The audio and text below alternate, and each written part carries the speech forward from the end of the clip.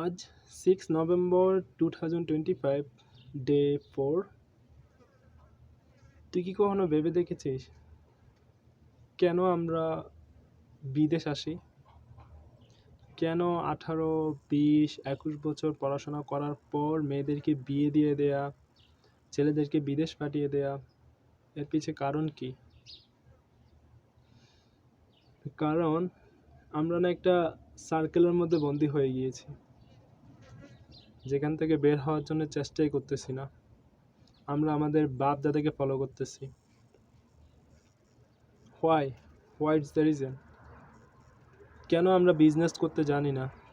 কেন আমরা রিস্ক নিতে পারি না? কেন আমরা আমাদের বাপদাদাকে ফলো করতেছি? কেনই বা আমরা তাদের রুলসগুলো মোতাবেক চলতেছি? কেন?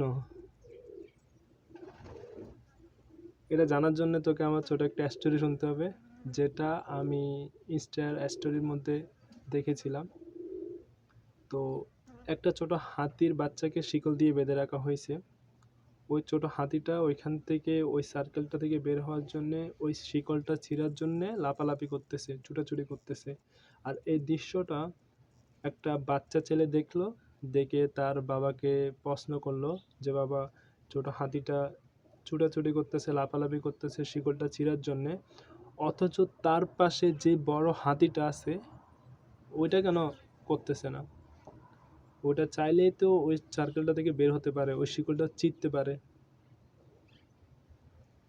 বাবা উত্তরে বললেন, বড় হাতিটা যখন ছোট ছিল তখনও তাকে সেম শিকলটা দিয়ে বেঁধে রাখা হয়েছিল।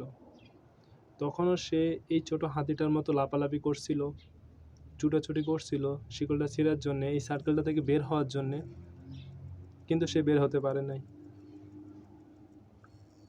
আর এতে সে হার মেনে নেয়। যখন সে ধীরে ধীরে বড় হয় তখন সে আর চেষ্টাই করে না, কারণ সে তো মেনে নিয়েছে যে তার দ্বারা এটা আর হবে না।